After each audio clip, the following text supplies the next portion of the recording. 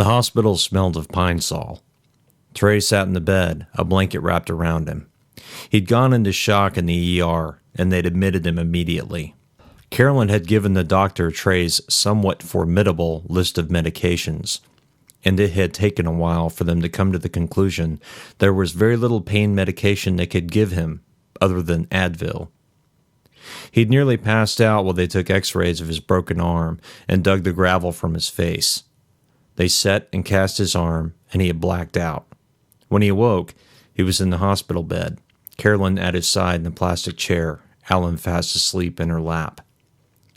"You should go," he whispered. She looked up at him and smiled. "How do you feel?" Trey blinked and then winced. His arm still hurt like hell, but at least the bones no longer clicked together. "Like I'm broken."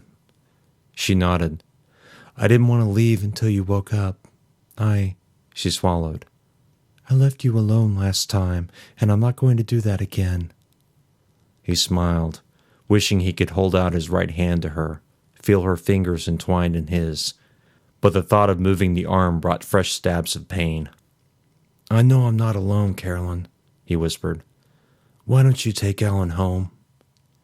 A tear welled up in her eye, and she nodded. "You going to be okay here?" "I'm going to be okay. I'm sure Kincaid will be here soon." Carolyn sniffed back a sob. Ellen twitched in her arms. "I'll come by tomorrow." "Call me," Trey said. "You have Kincaid's number too?" "Yes," she whispered. Alan murmured something, and his arms tightened around her neck. She patted his shoulder. "Alan," she said, "it's time to go home." "Where's Daddy?" the boy said. "I'm right here, kiddo," Trey said. Alan turned to him, a sad smile on his face. "You look hurt, but you look better than you did." Trey laughed. "Go home, kid. You got school tomorrow." Alan loosened his arms from around Carolyn's shoulder and went around to the left side of Trey's bed. His blue eyes locked with Trey's. "Come home soon, Daddy. Get well." The boy hugged him. Trey squeezed Alan, managing to hold back a sob. "I will." The boy let go of him, smiling. "Now go home and sleep." Alan nodded to him. "You sleep too." Alan tousled Trey's hair, bringing a chuckle from his throat. Alan squeezed his shoulder and then made his way to the door. Carolyn kissed Trey on the forehead. "You call me. I'll keep my mobile on. You call," she whispered, and kissed him again. "If you need me, I'll be here." Trey smiled at her, but said nothing. She wiped a tear from her eye and turned toward Alan. "Let's go, kiddo." Alan looked back at Trey from the doorway, a tired smile on his face. He waved to Trey, and Trey waved back with his left hand. Then they were gone. Closing his eyes, Trey shifted to try and find a comfortable position. His arm itched and ached. When Kincaid arrived, maybe they'd finally get him some meds that worked. Kincaid. As Carolyn had driven him to the ER, he'd called Kincaid through gritted teeth. He told her he hurt himself, and Carolyn was taking him to the hospital. "I want to come in," he'd told her. After a moment of silence, she'd asked if Trey was committing himself. Eyes scrunched together through the pain, Trey had told her, yes. He wanted to sleep now, wanted to wake up and find himself back on the couch. The alarm would wake him from his nap, and he'd walk to meet Alan, as always. No ice cream man, no bells shattering the silence of the winter afternoon. Just he and his son walking the path back home, Carolyn joining them for dinner, everything as it should be. He let out a hiss through his teeth. The arm hurt, damn it. His face burned from where they removed bits of gravel and glass. "Scooby-dooby-doo," a voice sang. Trey opened his eyes and scanned the room. No one was there.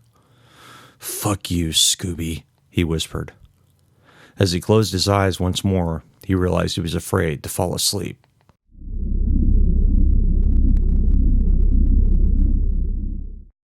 Chapter 21. Alan slept on the ride home. Carolyn cast nervous glances at him as she drove through the evening rain. The boy had been practically screaming with panic on the way to pick up Trey, asking a million questions about his father. She'd calmed him as best she could, but he was still a nervous wreck when they finally put Trey in the car and headed back to the house.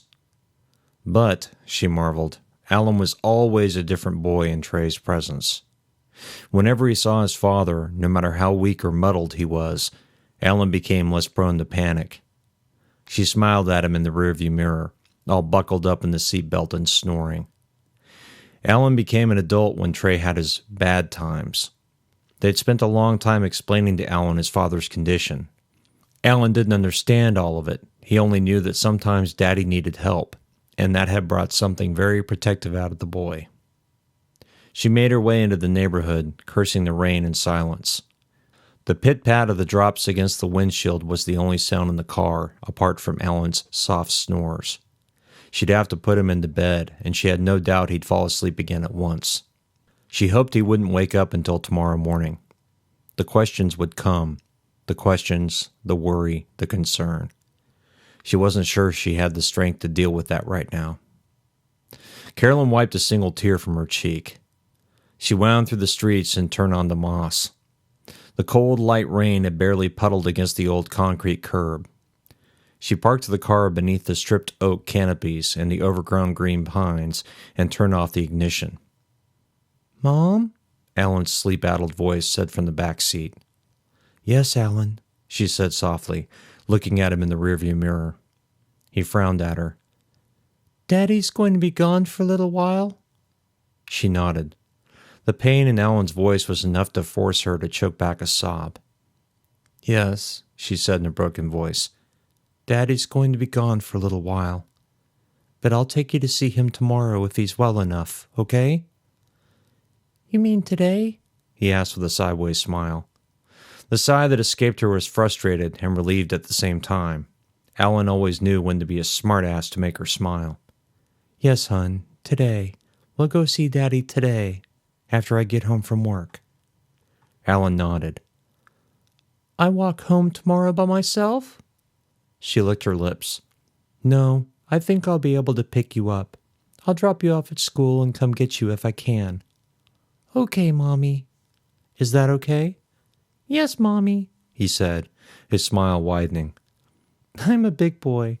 I'm not afraid to walk home if I have to, but," he said, his face stern, "don't tell Daddy I said that. I like that he walks me to and from school." She nodded, a genuine smile on her face. "He loves you, Alan. He's very protective of you." "I know," Alan said. His smile faltered. "Mommy?" he asked, unbuttoning his seatbelt. "Yes?" Alan reached for the door handle, his hand clasping it, but not pulling. "Daddy's going to come back to us, right?" The sinking feeling in the pit of her stomach returned, as did the sob threatening to choke off her air. "Yes, Daddy'll be back." "Good," Alan said. "I like my daddy." "I know you do," she said, casting her face downward to hide another tear. "Mommy?" Alan asked. "Yes. Can you unlock the door? I'm very sleepy." She looked up at him in the rearview mirror, wiping away another tear. "Yes, baby," she said. She opened the door and climbed out into the rain. The canopy of pines and skeletal oaks blocked most of the drops, but she still felt the cold sting of the water against her bare skin. She walked to Alan's door and opened it. Alan climbed out from the car and shivered. "Let's go inside, Mommy." She was glad for the rain as they walked to the front door. She didn't want Alan to see her tears.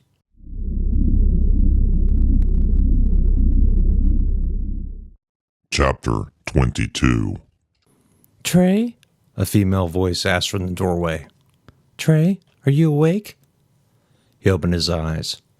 The room was dark now. At some point, he'd fallen asleep. He guessed one of the nurses had clicked off the lights.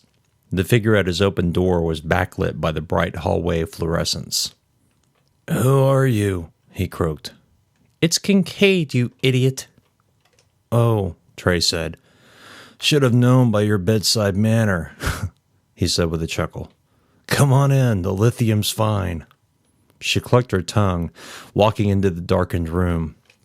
He could barely make out her features, but saw she was wearing a leather jacket and blue jeans. The jacket was still zipped up. With night in full swing, he'd no doubt it had become very cold outside. "There's no lithium here," she said. "Nothing but cuckoo juice." "Yeah," he whispered. "I can tell." Folding her hands, Kincaid leaned forward. "How's your arm?" "Hurts like fucking hell," he said. "But I guess that's to be expected." She nodded. "I'm trying to figure out some pain meds for you, but right now I think it's best if we keep your system clean. Can you deal?" "I can deal," he responded and yawned. "What fucking time is it anyway?" "It's 2 a.m., slugger. Afraid I couldn't get here any sooner." He harumphed. Again with the bedside manner. She shrugged. "Had to sober up." "I'll bet," Trey said. "Us crazy people driving you to drink?" "Something like that," she laughed. "Now, you want to talk about it?" He told her. He told her about waking up, finding Alan gone, and the panic, the vision of the fiend in the van, running to catch it and then falling to the concrete. She listened to him, not saying a word. As the words poured from his mouth, he realized she looked strange without a notebook in front of her, a pen scratching marks into the sheet of paper. When Trey finished, they sat in silence. He looked down at the bedsheets and then wrapped the covers around himself. He began to shiver during the retelling, goose pimples prickling his skin.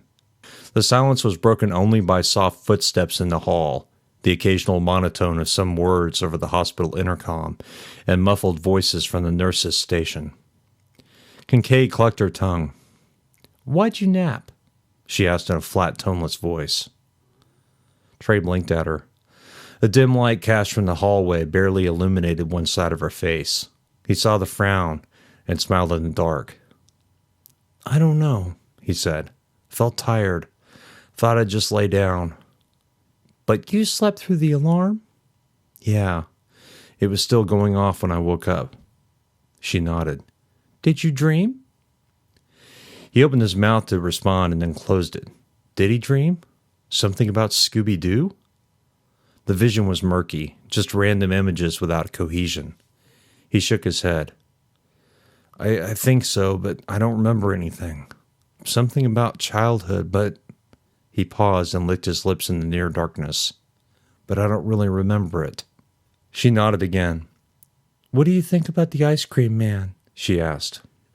The ice cream man, the fiend, the ghoul, the man in the gore-covered, awful, dripping jumpsuit. He shook the image away from his mind. "He's not real," Trey said. She blinked at him. "I mean, he's real. He was there, and he called Alan." Trey licked his lips again. "But he's not some thing. He's a person." "That's a good start," she whispered. "I want you to sleep now if you can. I'm going to have the nurses wake you up every couple of hours and check on you." She reached out a hand and patted his left arm. "I think you need to stay here for a couple of days for observation, okay?" Trey smiled. "No rubber room?" "Not this time, mister." She rose from her chair. "The delusion is past, and I don't think you should be pissing in the corner if you know that." She leaned over and pulled the covers around him, readjusting the blanket on the bed. "Now," she said, "you loony, get some sleep. I'll come back later today and talk to you again, okay?" "Yeah," he whispered. She nodded to him and turned toward the door. "Thanks, Doc." "Have to keep you healthy," she said, walking to the door. "You're my next paper in Psychotics Monthly." Trey snorted as she disappeared into the hallway. He closed his eyes and drifted off to sleep.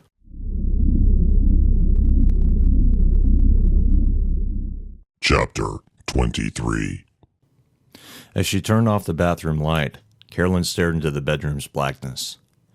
She heaved a sigh, pulled off the robe, and walked to the bed. She slipped beneath the sheets, naked, shivering a little as she wrapped herself in the cold fabric. Trey was always in bed before her, and the sheets were always warm with his heat. She rolled onto her side, sniffing in the scent of his body still on his pillow. Another night with him gone. Another night without a partner. This was the 4th time since they'd been married that he'd committed himself. The first 2 times were medication changes that backfired. But the last time, that was the scary one. Carolyn didn't quite understand what happened. She'd come home from work one day and found Alan inside the house, laying in the middle of the floor and surrounded by his toys. Scooby-doo was playing on the television. Alan was 4 years old. "Where's Daddy?" she asked Alan. "Hi, Mommy. Daddy's outside." He smiled up her and giggled. "Daddy's pretending." "Pretending?" she asked. Alan nodded and giggled again. She felt a cold stab in the pit of her stomach. "What do you mean, he's pretending?" "He's pretending there's someone to talk to." Cold fear raced up her spine. "Okay, champ," she said in a broken voice. "Can you stay out of trouble for a few minutes?" He nodded. "I've been a good boy. I want a popsicle." "When I get back, we'll talk about it, okay?" He frowned at her and went back to playing with his toys. Carolyn took a deep breath and slipped out into the sunroom. She stopped as soon as she slid the glass door closed. Voices. 2 distinct voices. She froze in the middle of the sunroom. Trey and whomever he was talking to were around the corner and in the middle of the deck. She couldn't see them, and suddenly she didn't want to. "I don't understand why you're so angry," Trey's voice said. Without a pause, another voice spoke, sending chills down her spine. "You don't understand," the alien voice growled. Its timbre was so unlike Trey's, deep beyond measure, somehow a mix of a growl and a scream. "You broke the rules." Trey let out a sob. "No, I haven't broken." "You forfeit the boy." "No, goddammit," Trey screamed. "You leave him the fuck alone." She shivered as the other voice, the thing that wasn't Trey, loosed a low chuckle. "You brought him here, Trey. You made him, and you didn't ask permission." "Fuck you," Trey whispered. "I'm not giving him to you." "It doesn't matter," the other voice whispered. "I'll take him anyway." "Fuck you!" Trey screamed. Carolyn took a step backward. There was a sound of flesh against metal and the tinkle of shattering glass. Carolyn threw open the screen door with a single sharp palm to the latch. A pneumatic piston broke from the impact, but she didn't notice. She turned through the threshold and stopped, her mouth open. Trey stood before the patio table, his hand pounding the metal frame. Shattered glass covered the deck in front of him, slivers of it caught in his hair. His right hand streamed blood from several open wounds, but it was the expression on his face that chilled her. His teeth were bared, saliva spitting from his mouth, as he let loose punch after punch into the twisted metal. "Trey!" she screamed. "Die, you fucker!" he yelled at the table, smashing his fist again into the beige frame. The metal bent further, screeching under the assault. The table wobbled and slid backwards until it rested against the house wall. "Don't you dare fucking touch him!" he screamed again. Carolyn ran forward, putting her arm around Trey's waist.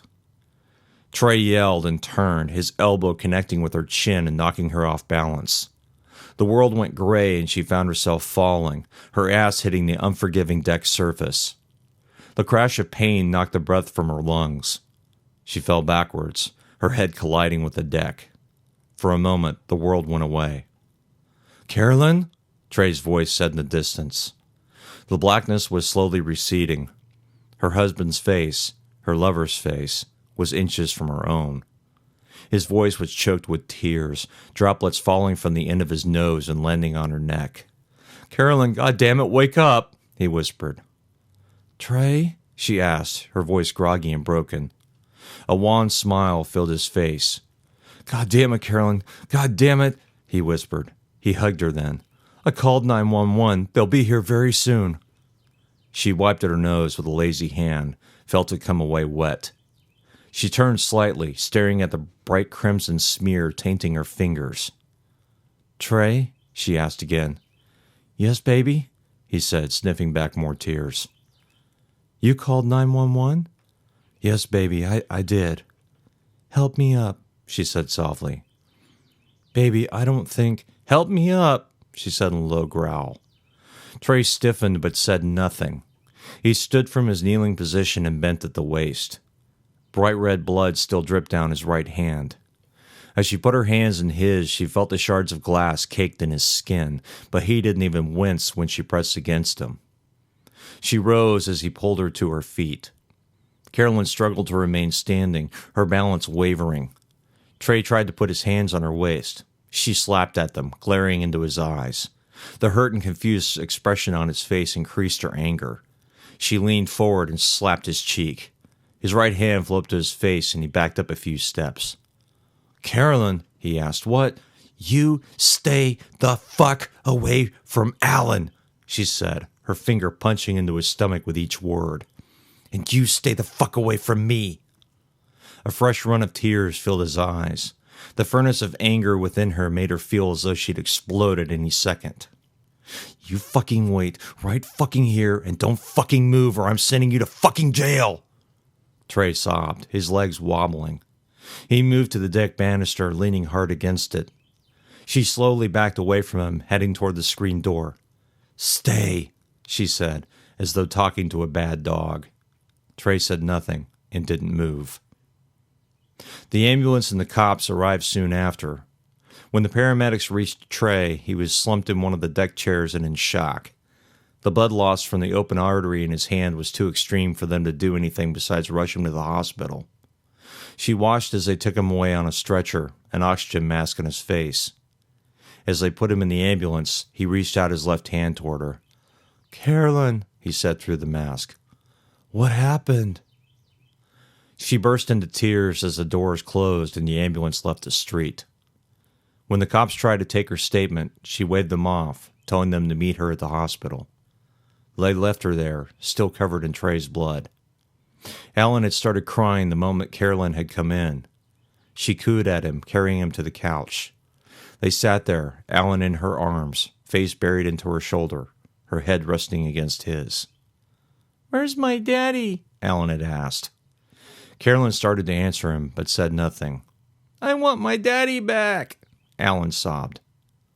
The vision of Trey's horrified expression when she slapped him, his ashen face as he called to her through the oxygen mask, and the broken, lost, hurt sound of his voice flashed through her mind. That was Trey. Not the man who'd been smashing the table, the man who'd elbowed her in the face, the screaming madman on the deck. "I want Daddy back too," she whispered. Once she had calmed Alan and herself, they left for the hospital. They found Trey in the ER, already in a bed with a blood bag hanging from a metal stand. One of the cops from the house stood by the bed. "Are you prepared to make a statement?" he asked her. She pulled a chair up to Trey's bed and placed Alan in it. Trey's eyes fluttered. "Alan?" he asked in a whisper. "Daddy," the boy replied. Trey smiled and then closed his eyes again. Carolyn fought hard to keep her voice steady and forced a smile. "Alan?" He turned to her in the chair, his face sad but calm. "Can you watch over Daddy for a minute?" He smiled back at her. "Yes, Mommy." She nodded to him and looked at the cop. "Can we talk outside?" The cop smiled at the boy and then looked back at her. "Sure, ma'am." The two of them walked out into the hallway. A stretcher passed by them and the noise in the ER increased. The cop led her to a small, out-of-the-way corner. "What do you need to know?" she asked him as he pulled out a battered notepad. "Ma'am, your husband called 911. She nodded to him. "Do you know why?" I passed out," she asked. The cop tapped a pen on the notepad. "You don't know." She blinked at him and then shook her head. The sad smile on his face faded into a thin line.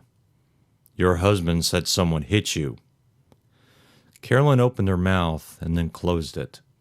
The officer stared at her, his pen still tapping against the notepad. "Did Trey say who?" The officer said nothing. "What does he want me to say?" she wondered. "Officer Hutchins," the humorless cop said. "Officer Hutchins," Carolyn said, licking her lips. "Did Trey say who hit me?" Hutchins said nothing. With an exasperated sigh, Carolyn put her arms across her chest. "Okay, I get it," she whispered. You think I've got battered woman syndrome or some shit like that. Did your husband strike you, ma'am? She blinked at him again. Whoever hit me was not my husband, she said, punctuating the last 3 words. Then who hit you? Hutchins asked, his eyes glittering. Carolyn leaned forward. I don't know. The officer nodded. You're not going to tell me the truth, are you? She smiled at him. I already did, sir. He nodded again. Your husband, he said with another sigh, called 911 and reported that you'd been attacked. He said the attacker was still in the house and that we needed to help you. He paused.